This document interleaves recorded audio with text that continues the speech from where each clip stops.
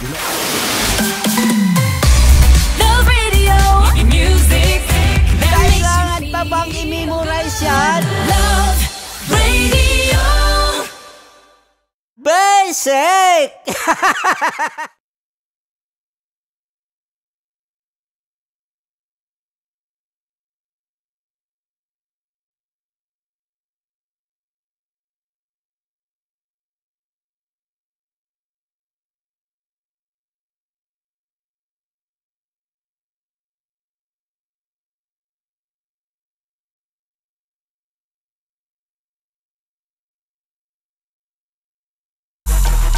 Hey! Tambala na!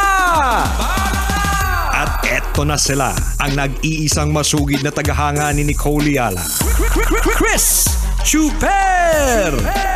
Kasama ang nag-iisang die-hard fan ni Chris Chuper. Nicole Yala! Dear Nicole and Chris. Dear Nicole and Chris. Dear Nicole and Chris. Dear Nicole and Chris. Magandang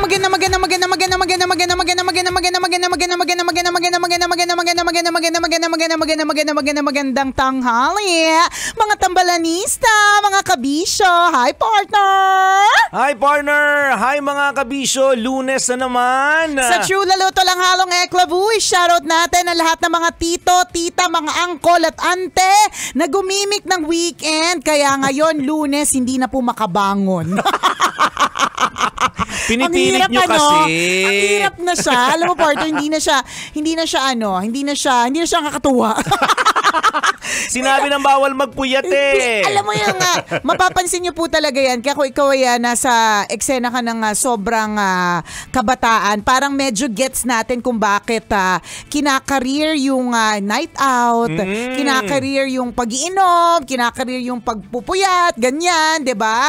Na sinasabi natin lagi na, sisingilin ka rin yan balang araw. Oy, pero in a way, partner, parang gusto mo din talagang sabihin sa kanila na sige, enjoyin nyo lang. Kasi dadating din talaga yung panahon na hindi nyo nagugustuhin niya, mas gugustuhin nyo na lang matulog. Yan. Actually, kahit gustuhin nyo, susuko yung katawan nyo. Totoo din. Dadating siya eh. Kasi it really comes with the age.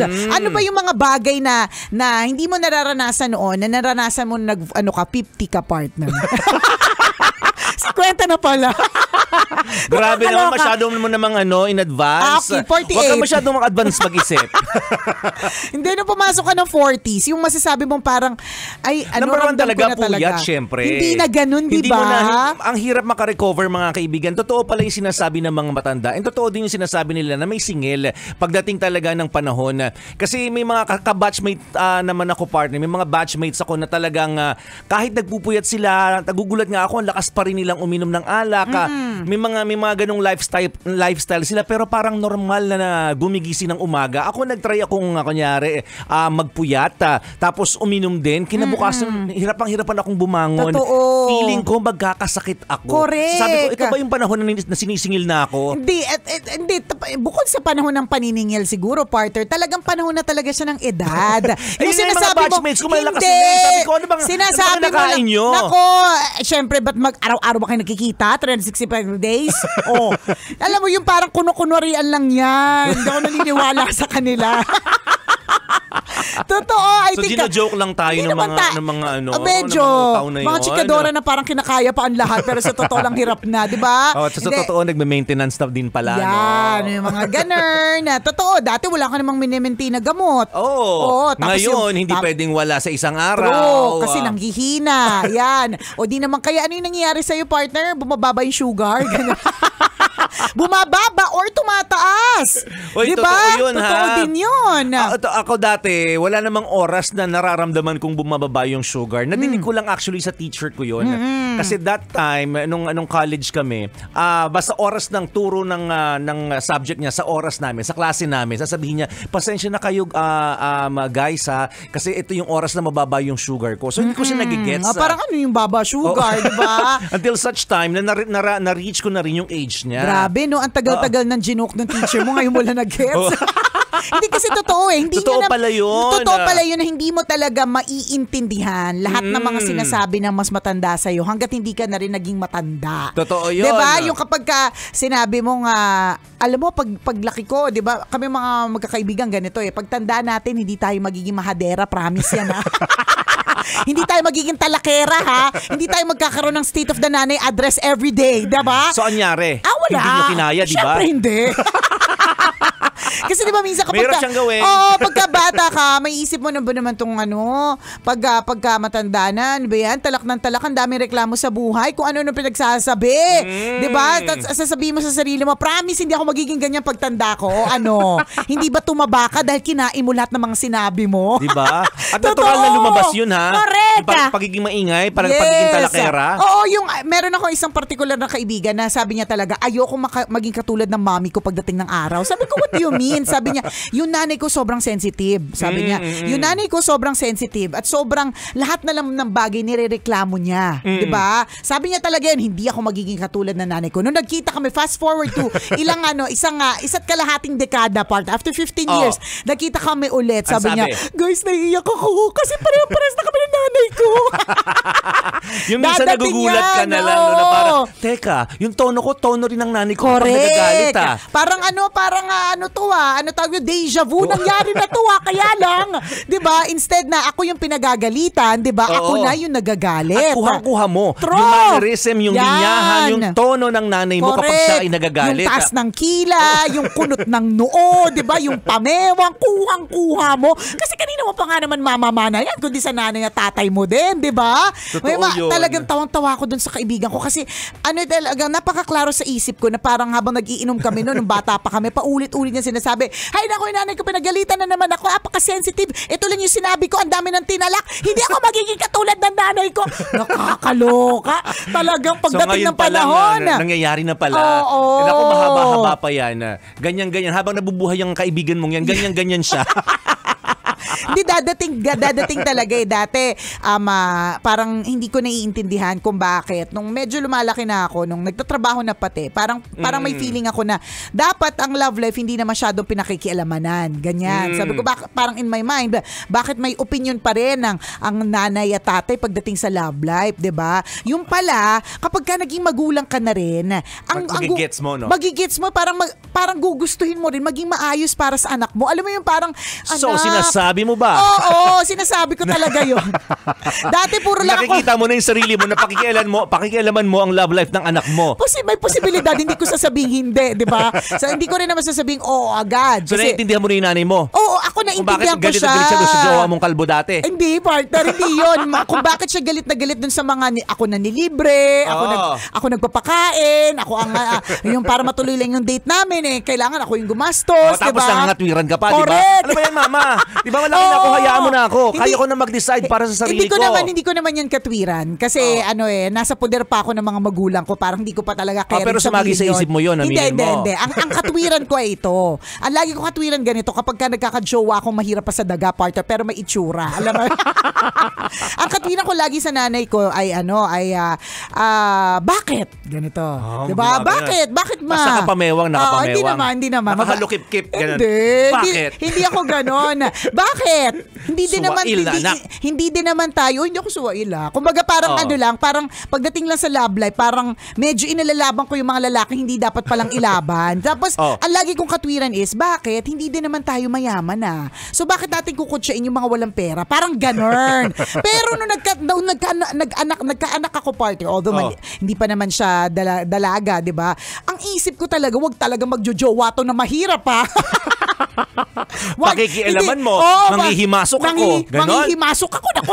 Nakakaawa naman kung siya pa laging gugastos, di ba?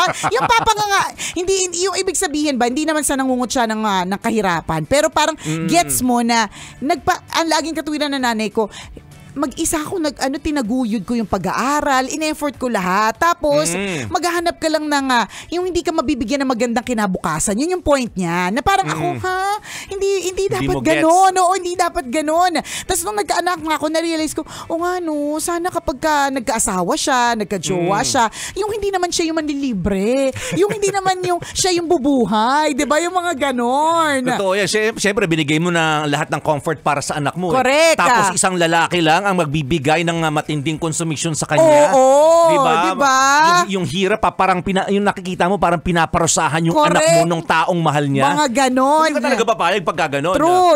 At nagets mo lang yun ngayong nanay ka na. Yes. Kaya true lalo pala talaga that when a child is born, a mother is born. Hindi mo talaga maiintindihan ng lahat hanggat hindi ka naging nanay. Parang katulad ng dati nung dalaga pa ako, partner, okay, nang single pa ako, di ko magets yung mga nanay na dinadala pa yung ang liit-liit na mga anak nila sa mga outing, di ba? O kaya out of the country.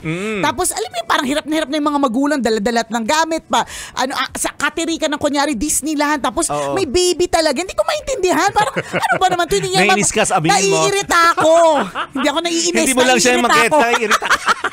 Hindi lang sa hindi ko maintindihan. Naiirita ako kasi parang nakikita ko yung paghihirap ng mga magulang na parang hirap na kayo. Bakit nyo pa sinama? Kung gusto nyo mag-Disneyland, hindi dapat iniwan po ninyo kasi nga, hindi naman matatandaan ng bata. Eto na, partner. No, naging magulang na ako, partner. Bit-bit ko din kahit saan. Diba?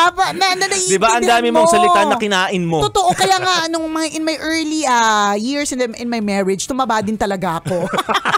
Kinain ko lahat ng mga sinabi ko nung araw. Teka, na-curious lang ako. Paano mo panghihimasukan yung love life ng anak mo? Let's cross the bridge when we get there. Matagal pa yun. Imagine mo na kung gaano katalakera. Nakakaloka. Ipatawag mo nga yung papapuntahin mo ba dito sa Love Radio? Syempre, partner, papakilatis natin dito on air. Charot.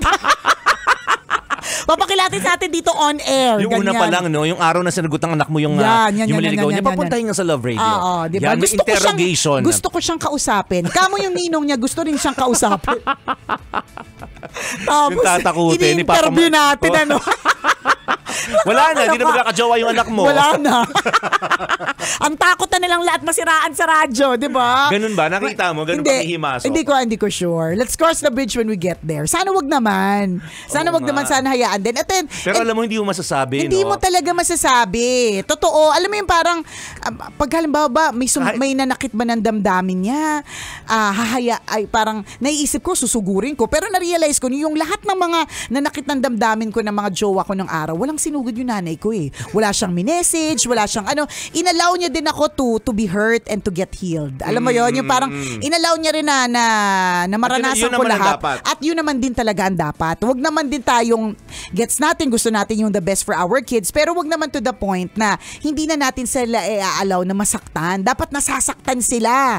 Dapat natututo sila from their mistakes, 'di ba? Kasi pag nawala kayo, correct, tapos nagkamali sila, matatarantas sila kasi hindi nila alam ang gagawin nila. Paano masyado mo ring pinamper, masyado mong shelter, 'di ba? Naku, speaking of yung kapag wala na ako, alam mo, ewan ko kung nasasabi mo yan, pero feeling ko mga nanay lang nagsasabi. Yung ganito, partner, kapag ako nawala na. Hindi totoo. Kasi yan yung isang bagay na isang linya, partner, na ewan ko kung laging naririnig po ninyo ha. Pero naririnig ko sa sarili ko to eh. Pag ako nawala na, princess ha.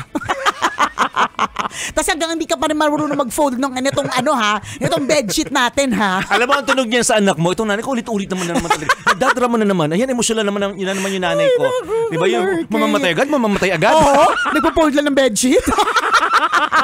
Kasi ganyan tayo dati. So malamang ganun din yung thinking ng anak mo ngayon. Grabe naman yung nanay ko, napaka-emosyonal naman. Magtutupi lang na bit, hindi ko lang nasunod yung sinasabi niya, mamamatay agad siya. Correct. Di ba? Kawawa agad kami, ganon. Hindi lang yun, partner. Ang mga manghulang laging ganito. Kami nung araw. Yan. Alam mo, one time meron ako isang kaibigan na sinoplak siya ng anak niya eh. Na parang sinabi sa kanya ng anak niya, sabi sa kanya ng anak niya, Nay, bakit laging tuwing nung nangyari sa inyo nung araw? Iba naman yung nangyari noon sa nangyayari ngayon. Kasi laging may kumpara. Kami nga noon dati. Ayan, ginagamit mo na yan noong araw. Oo, nung araw. Sabi ng anak mo, #noong araw na naman. Hindi kasi totoo naman din. Nung araw, pandilatan lang tayo ng mata ng mga nanay at tatay natin. Diba? Titino tayo eh. Oo, kaya. Bilangan ka pala ng isa. Yung may Yung hawa pala. na alang tambo. Nasaan ba yung tsinelas ko? Teka nga, teka nga. Yan. Hinahanap pa lang yung tsinelas nun ha. Wala pa siyang hawak na tsinelas. Hinahanap na ganon. pa lang yung tsinelas, di ba? Natataranta ka na. Susunod ka na, di ba? Oo. Ngayon, hinanap mo na lahat ng mga dapat hanapin sa bahay, hindi pa rin sumusunod. Yung pagbibilang mo, hindi lang umabot sa isa, umabot ka ng 100,000, hindi pa rin sumusunod. Nakaamba na nga yung tsinelas mo eh. Oh. Di ba? Nakataas na yung kamay mo. Wala, nakangiti lang Wala, sa'yo. korot, natatawa pa. Ang lakas mamiloso pa ng mga anak. Pero wala na. Eh, totoo yun kasi ganyan din tayo dati. Correct. Diba? At naiintindihan natin yung mga nanay na bakit naiinis ng ganon, bakit nagagalit ng ganon. Kasi, magulang na tayo. Correct. Diba? Na parang, ay, ganito pala kami dati. Nakakatawa in a way. Pero pero, masakit din tama. Nare-realize natin parang history repeats itself. Parang kailangan pa bang i-memorize yan? Basic! Was brought to you by